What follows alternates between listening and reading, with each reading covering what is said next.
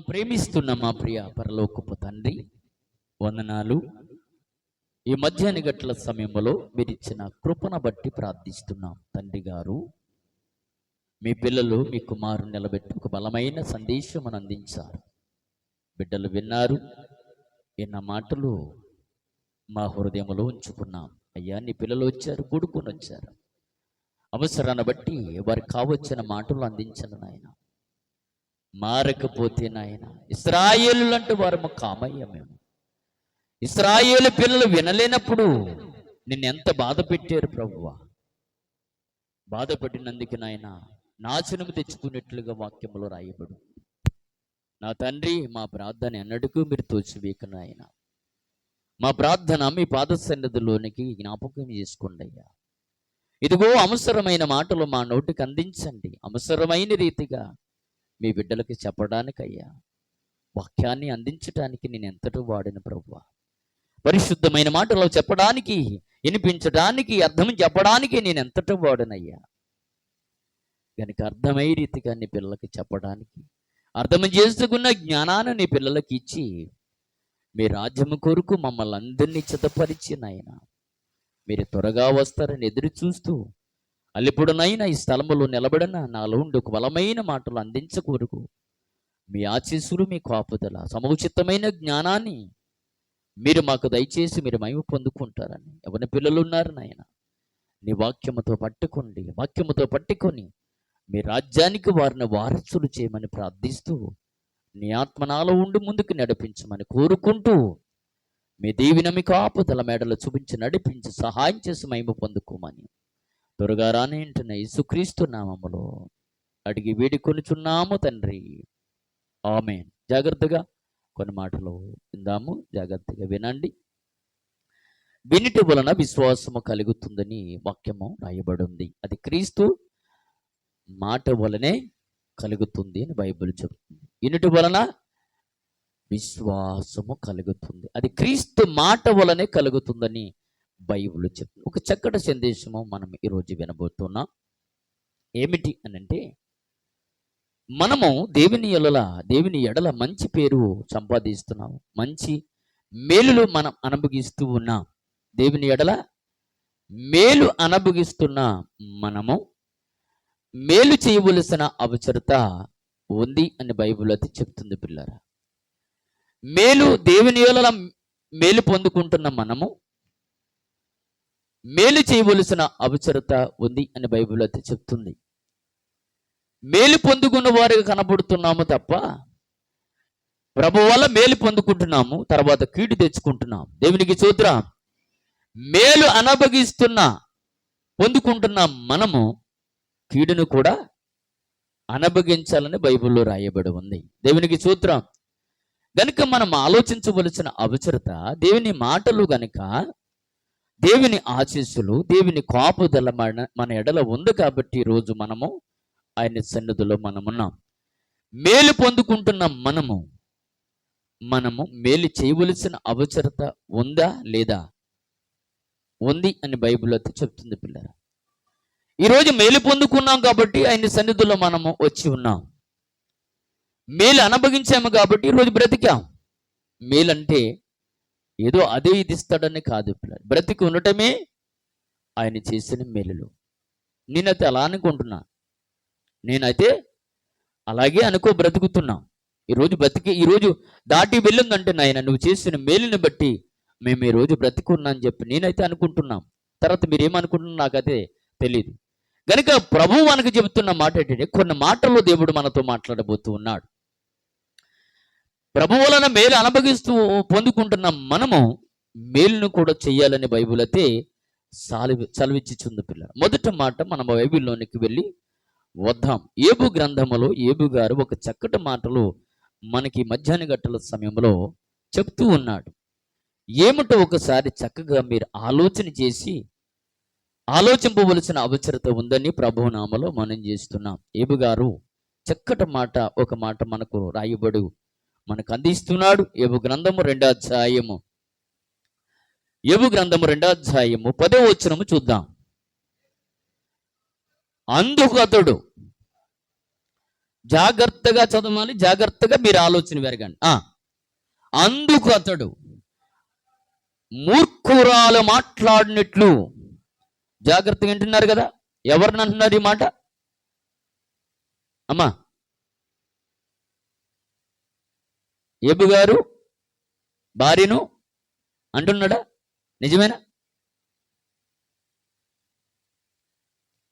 భార్యను ఎందుకు అంటాం? అంత అవసరం ఏముంది మనకు? అనవలసిన అవసరం కూడా లేదు. ఏమన్నాడు అక్కడ? అందుకతడు మూర్ఖురాలు అనగా, భార్య మూర్ఖురాలా అమ్మా? భార్య మూర్ఖురాలా? ఎంత చక్కగా అన్నాడండి. ఇటు దేవునికి దూరం అవ్వకుండా, ఇటు భార్యకి కూడా దూరం అవ్వకుండా ఆయన మాట్లాడుతున్న మాట ఏంటో తెలుసా? మూర్ఖురాలు మాట్లాడినట్లు నువ్వు మాట్లాడుచున్నావు అన్నాడు. అంటే దేవుని ఎరగని వాడు మాట్లాడుతున్న మాట నీ నోటి రాకూడదన్నాడు. అర్థమవుతుంది మాట? అక్కడ అంటున్న మాట అంటే భార్యను అనలేదండి. భార్యను ఎందుకు? అందుకు అతడు మూర్ఖురాలు అంటే నువ్వు మూర్ఖురాలువే అనాలా? ఎవరో ప్రభు గురించి తెలియనిది మాట్లాడవలసిన మాట వారు మాట్లాడాలి, కానీ నువ్వెందుకు మాట్లాడుతున్నావు అన్నట్టుగా వాళ్ళు మాట్లాడుతున్న మనకు తగదు. చదువునా? అందుకు అతడు మాట్లాడినట్లు నీవు మాట్లాడుచున్నావు అన్నాడు, కానీ ఆమె అన్నిటిగా మనకు కనబడట్లేదు. మూర్ఖురాలు మాట్లాడినట్లు నువ్వు మాట్లాడుచున్నావు. మనము దేవుని వలన మేలు అనుభవించుదమా? ఏమన్నాడు? మనము దేవుని వలన మేలు అనుభవించి ఉన్నాము. మేలు అనుభవించి ఉన్నప్పుడు ఏమొచ్చింది వాళ్ళకి? ఏమొచ్చింది వాళ్ళకి? కీడు వచ్చింది. అమ్మ బాబాయ్, మనం తెట్టుకుంటాం అలాంటి కీడు. మనమైతే అలాంటి కీడు తట్టుకోలేము. చూడండి, భార్యని కూడా ఒక మాట అనకుండా ఆయన ఎలాగున్నాడు? ఏ స్థితిలో ఉన్నాడు? భర్త ఏ స్థితిలో ఉన్నాడండి? బాగా ఉన్న భర్తనా అంటుంది? వేదనలతో నువ్వు, కష్టములతో నువ్వు, అన్ని ఆ వేదలు ఆయన శరీరములో ఉన్నప్పుడు భార్య వచ్చి ఓదార్చవలసిన అవసరత పోయి మంట పెడుతుంది కదా? పెట్టలేదా? ఇప్పుడు బాధల్లో ఉన్నాడండి, ఏం చెప్పాలి? ఏం పర్వాలేదండి, దేవుడు మనకున్నాడు. ఇబ్బంది పడకండి, దేవుడు మనకున్నాడు. ఆయన ఎల్ల మనం మేలు అనుభవిస్తున్నాము కదా, కీడు కూడా అనుభవించడం తగును కాదండి.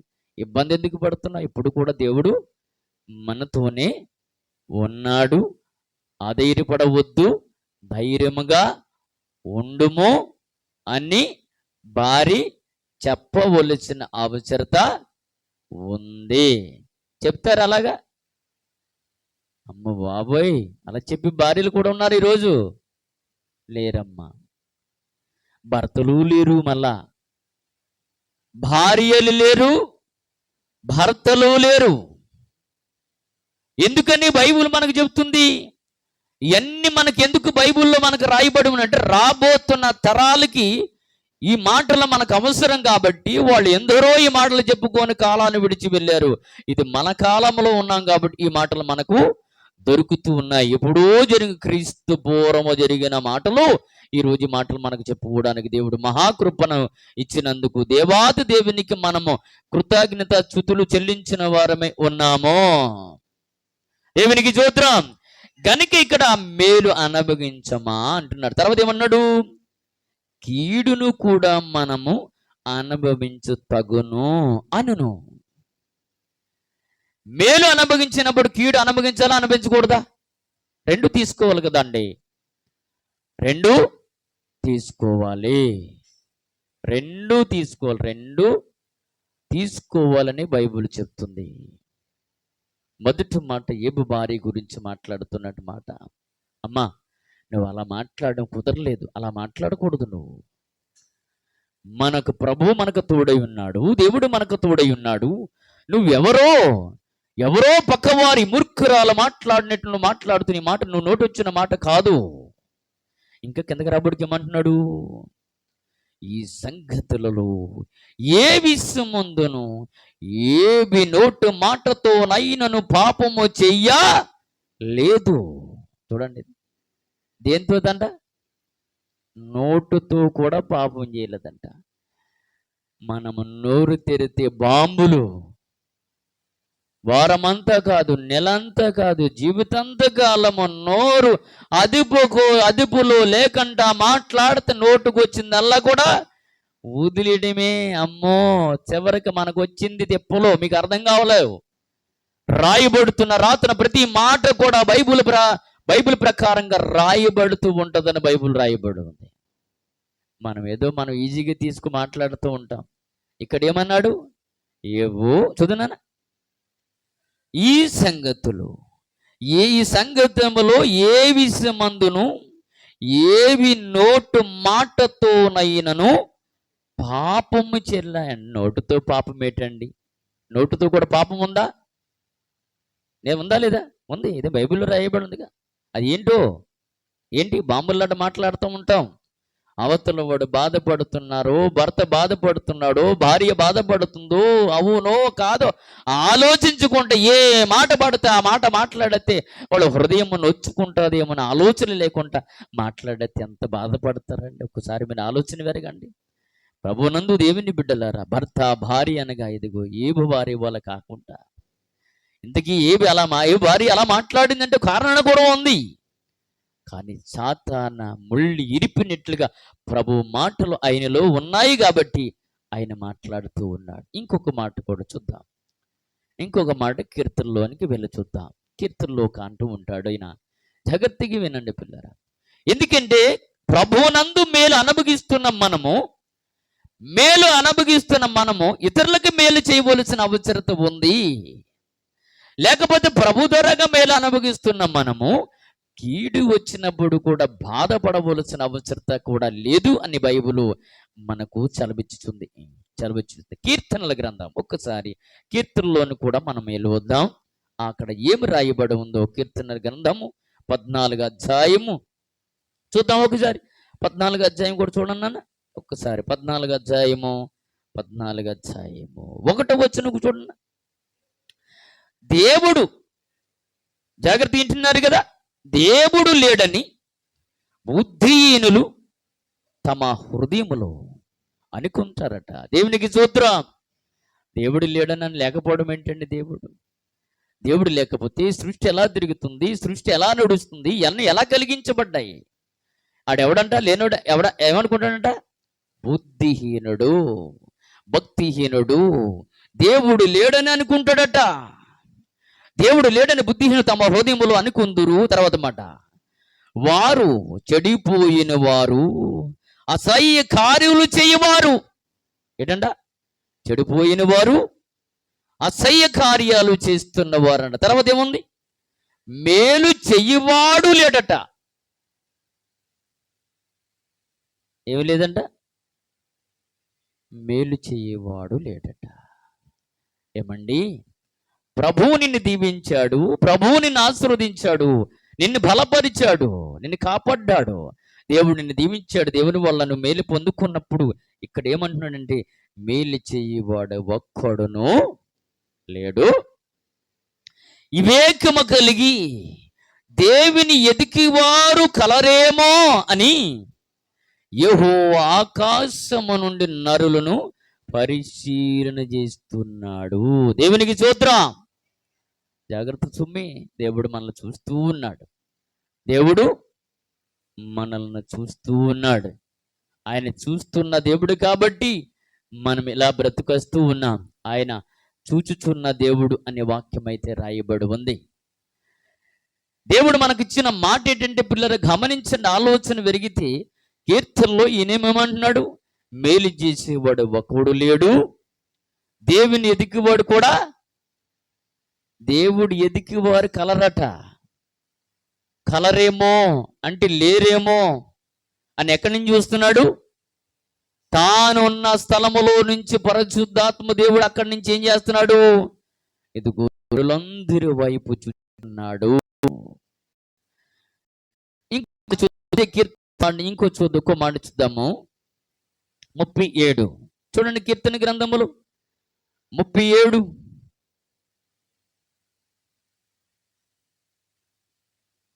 3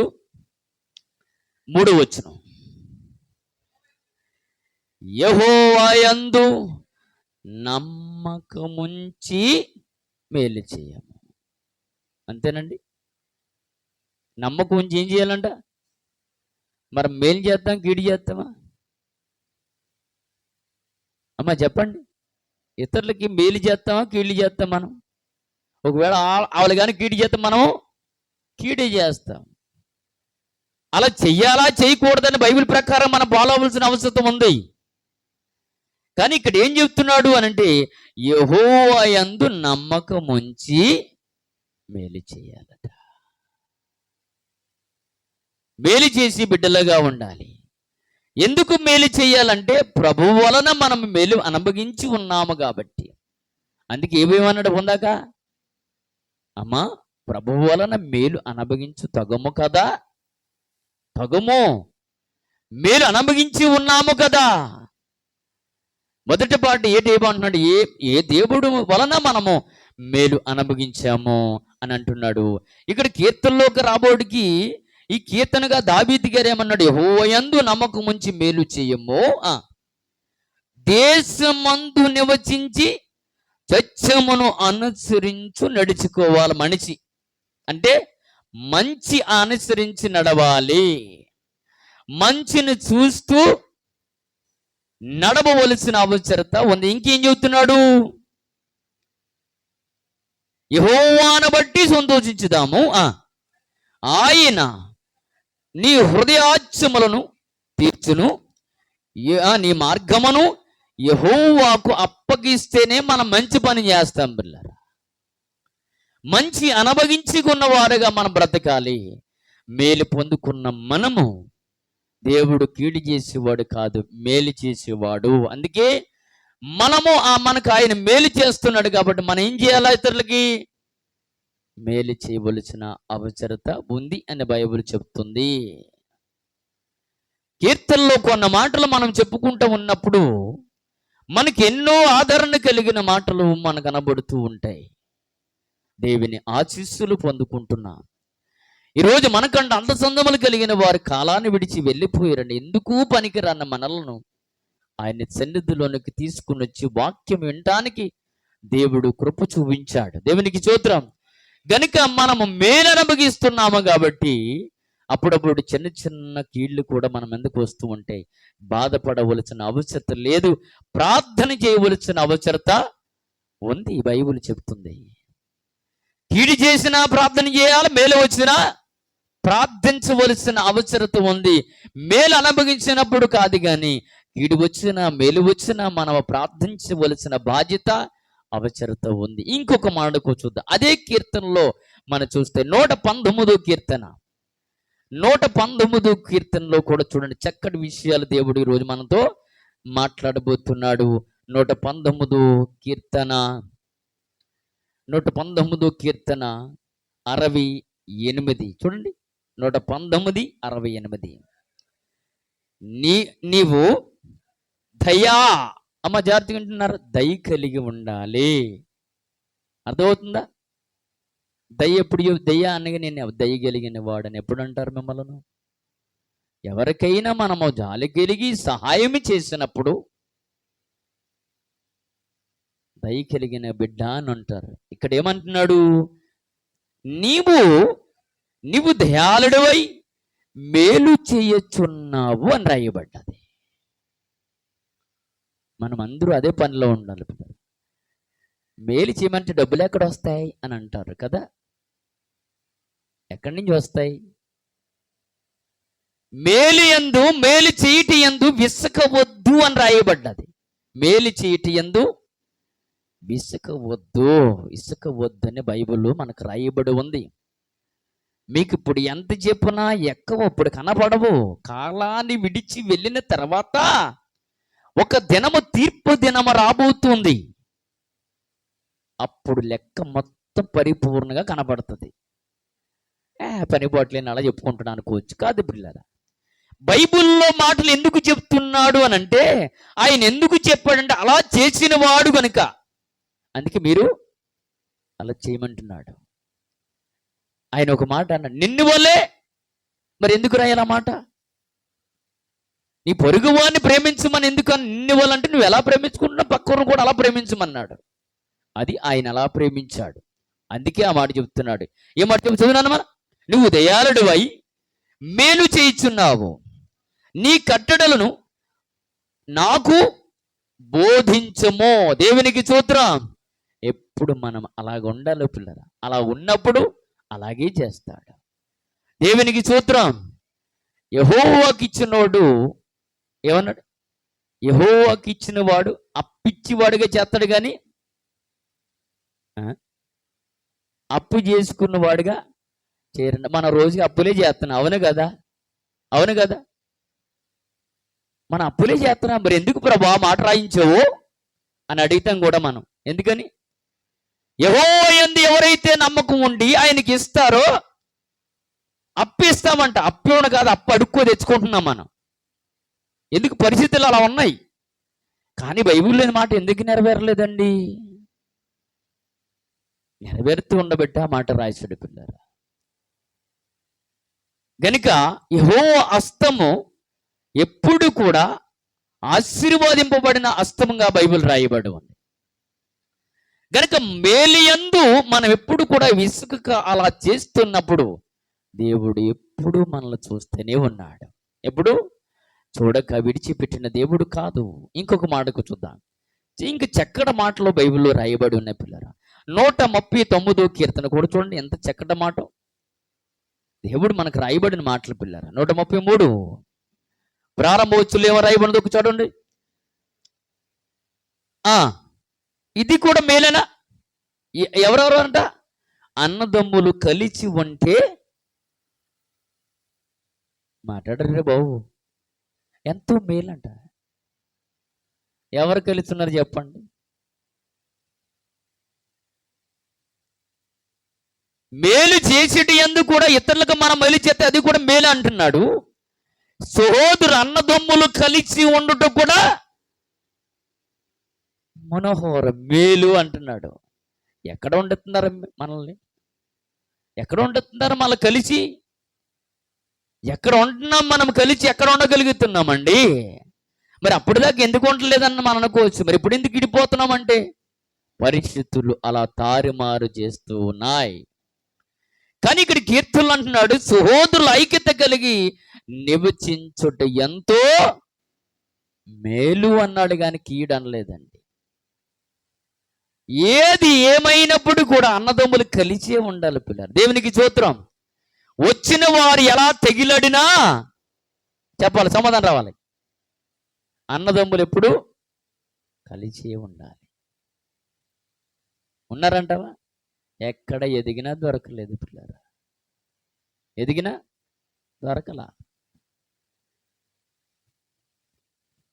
ఒక్క తల్లి నుంచి పుట్టిన వారు కాదంటే మరి ఎందుకు ఉండకూడదు జీవితాంతకాలం? ఒకరంటే ఒకరు పడక. మరి బైబిల్లో మాటలు మనం పాటిస్తున్నామా? చెప్పడం ఈజీయే కదా, నేను చెబుతున్నా. చెప్పడం సహోదరుల ఐక్యత కలిగి నివసించడం ఎంత మేలు. ఒరే నువ్వు బాగున్నా, మీ అన్నదమ్ములిద్దరు బాగున్నారా అని అడిగితే ఏం చెప్తాం? అమ్మో మేమేం కదా ఎందుకు చెబుతున్నాం? మేము ఉన్నామండి, మేము కలిసి ఉంటున్నాము కాబట్టి సావీసులో దూరంగా ఉన్నాం. దేవునికి స్తోత్రం.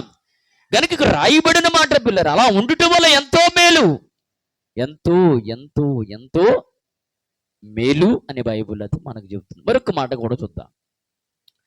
మరొక మాట ఇప్పుడు ఇంకొక ఆయన దగ్గరికి వెళ్దాం. సొలొమోను గారు ఏమి చెప్తున్నారు ఆయన కూడా ఒకసారి మనం కదిలిద్దాం. సొలొమోను అనగా సామెతల గ్రంథంలోనికి ఒక్కసారి మనం వెళ్ళొద్దాం. ఆయన ఏం చెప్తున్నాడో ఒక్కసారి మనము చూద్దాం పిల్లరా. మనము ఆయన యందు మేలు అనుభవించుకొని ఉన్నాము కాబట్టి ఏదైనా ముందుకు తీసుకొని వెళ్ళవలసిన అవసరత ఉంది. ఆ సామెతల గ్రంథం 11వ అధ్యాయము 27వ వచనం చూద్దాం ఒక్కసారి. మేలు చెయ్యగోరువాడు. అమ్మా ఆ, ఆ, మళ్ళా చదవాలి. మేలు చెయ్యగోరువాడు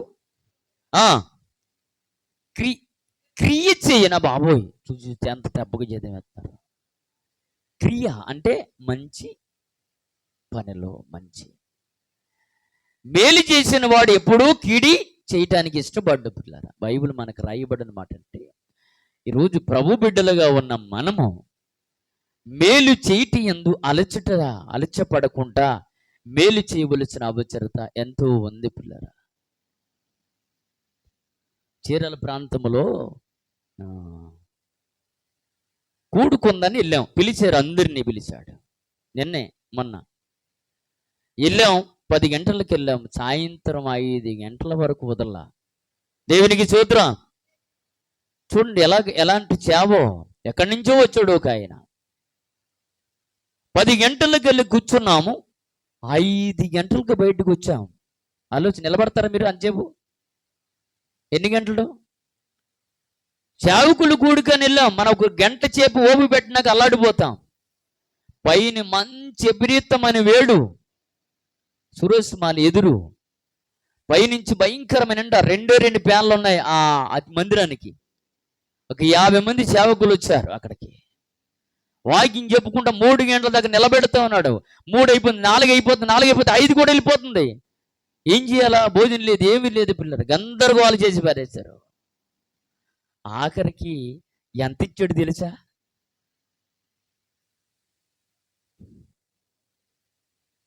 చేసిందల్లా ఎందుకు? అక్కడ చేసిందల్లా వ్యర్థమైపోయింది పిల్లలు. చక్కగా సాయంత్రం వరకు బైబిల్ చదివితే ఎంతో జ్ఞానం నేర్చుకుంటాం. ఎందుకంటే ఒక చోట తీసుకెళ్ళినప్పుడు అంత క్రమబద్ధంగా జరగవలసిన అవసరత ఎంతో ఉంది పిల్లలు. అందులో పెద్ద వయసు కలిగిన వారు వచ్చారు, సేవకులైన వారు. ఆఖరికి బాధపట్టి ఇంటికి పంపించాడు ఆయన. దేవుడికి మహిమార్థం కొట్టదా? జరగదు పిల్లలు అన్నది. కానీ ఎవరు చేసినా మేలు చేసినప్పుడు దేవునికి మహిమార్థంగా చేయవలసిన అవసరత ఉంది. వీడు టక్క పుట్టలు తీసుకుంటాడు. నేను 50 మందికి ఎంత ఇచ్చాను అని చెప్పుకుంటాడు బయటకు పోయి. రెండోసారి పిలిస్తే మామూలు ఉండదని చెప్పాను. మళ్ళీ వెళ్ళి ఇది అసమాస అనుకుంటున్నారా? దేవుని సేవకులను పిలిచి ఇలా అమ్మాను భరిస్తారని చెప్పి రెండోసారి పిలవద్దని చెప్పాం పిల్లలు. ఎందుకంటే మనము దేవునికి మహిమార్థంగా ఉన్నప్పుడు, యథార్థంగా ఉన్నప్పుడు, న్యాయబద్ధంగా ఉన్నప్పుడు సాయంత్రం వరకు కూర్చోబట్టి మీకు సరైన భోజనం పెట్టకపోతే భోజనం ఉందని చెప్పాను నేను ఇంటికాడ. మీరు వచ్చారు, వాక్యమంతా ఎన్న తర్వాత సరైన భోజనం పెట్టకుండా భోజనం అయిపోయింది వెళ్ళిపోండి అంటే ఏం చేస్తారు? కర్ర తీసుకో బాధేయాలనిపిస్తుంది మిమ్మల్ని మీరు కదా. అలా జరిగింది అక్కడ. కానీ ఏదేమైనప్పుడు కూడా దేవునికి మహిమార్థంగా చేయవలసిన అవసరత ఎంతో ఉందని బైబిల్లో అయితే సాక్షి చేస్తున్నారు. ఇక్కడ అంటున్నాడు, ఇక్కడ ఏమంటున్నాడండి? మేలు చెయ్యగోరువాడు మంచి క్రియలు చేయవలసిన పనులు మనలో కనబడుతూ ఉండాలి బిడ్డ.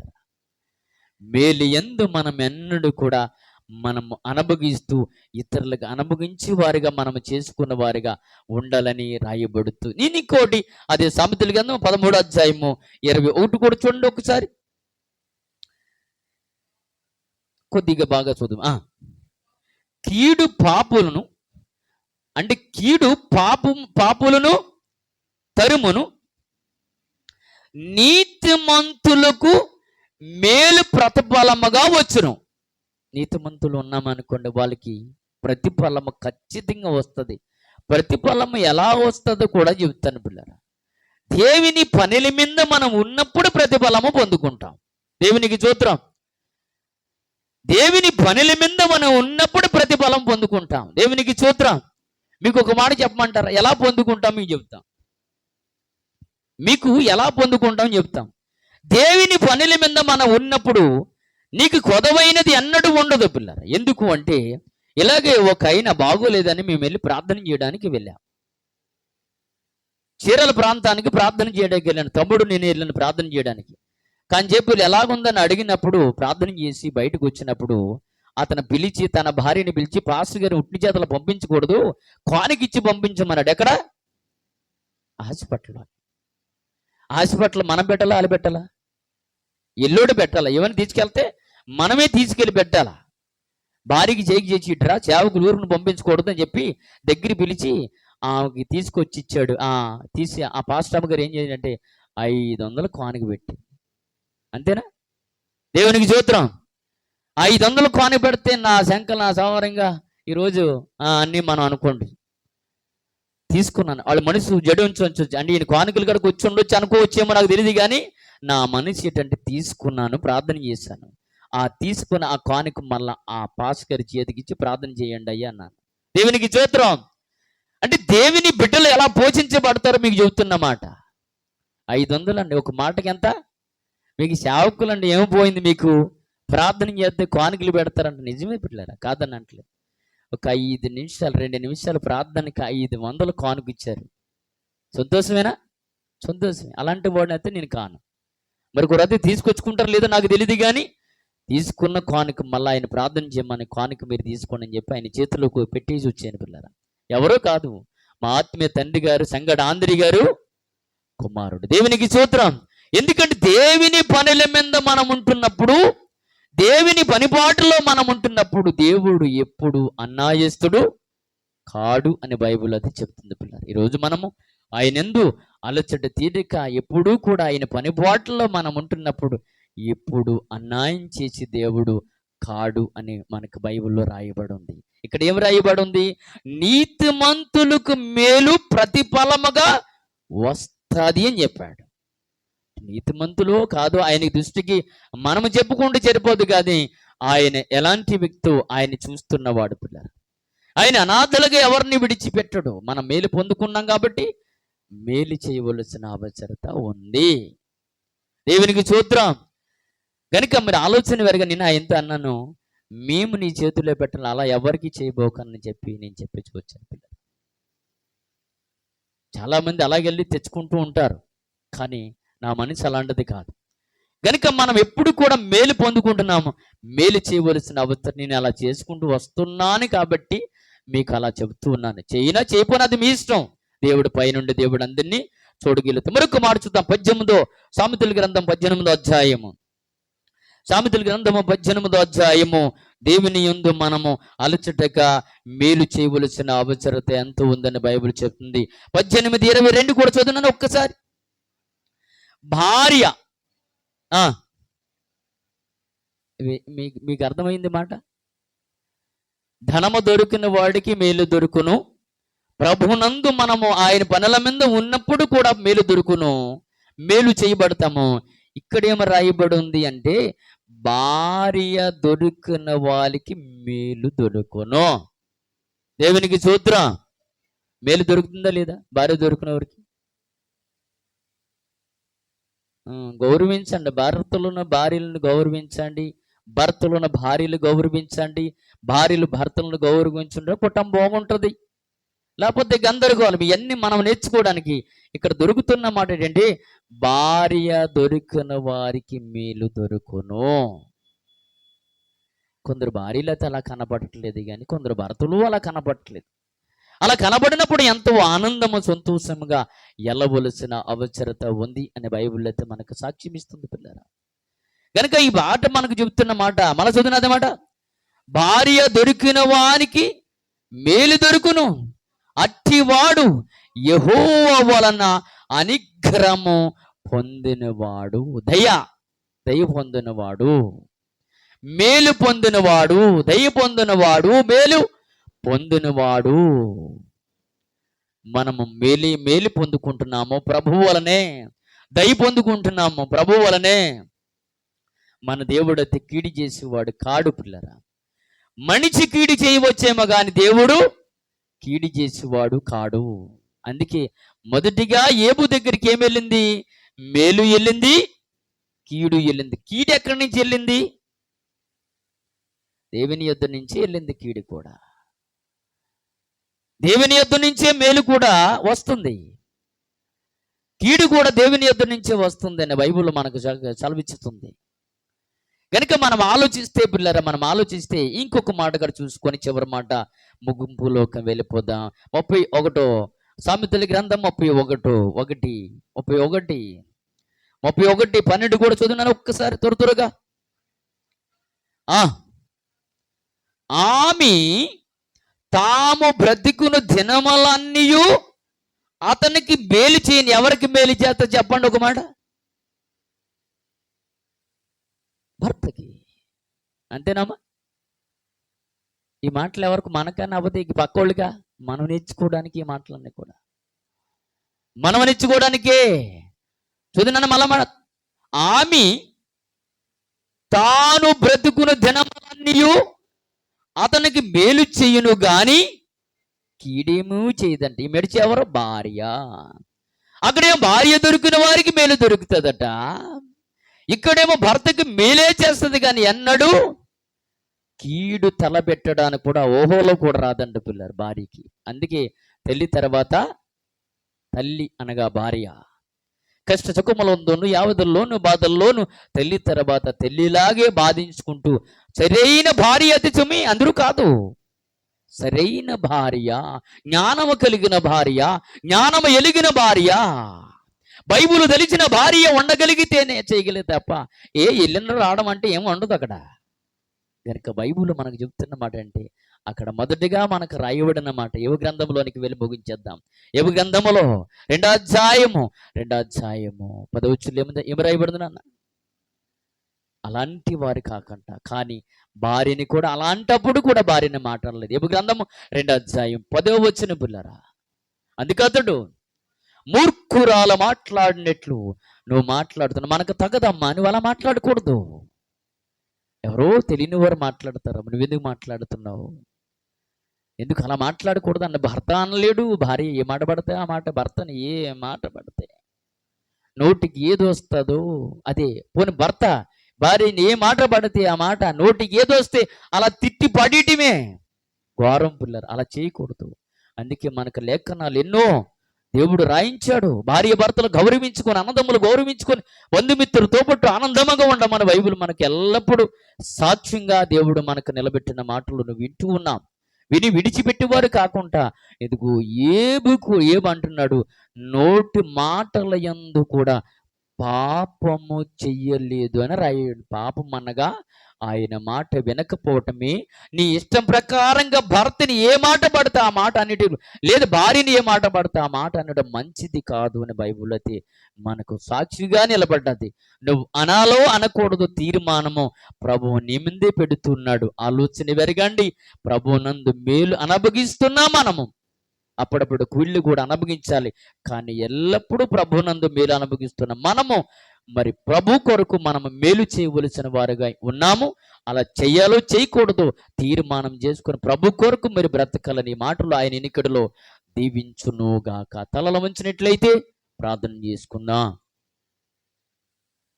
మమ్మల్ని ప్రేమిస్తున్న మా ప్రియ పరలోకపు తండ్రి, మీరిచ్చిన మహాకృపను బట్టి ప్రార్థిస్తున్నానయ్యా.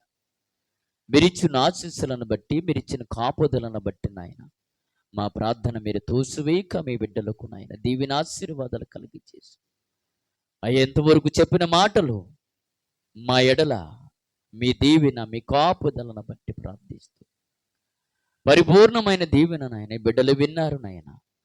విన్న మాటలు బిడ్డల హృదయంలోనికి తీసుకుని వెళ్ళి నాయన ఎంతవరకు వారి మాటలను ఏది వాస్తవం ఏది అవాస్తవం నాయన తెలుసుకుని ఒక నమ్మకమైన జత పనివారుగా నీళ్ళ పనిముట్టులుగా వాడబడ్డాను.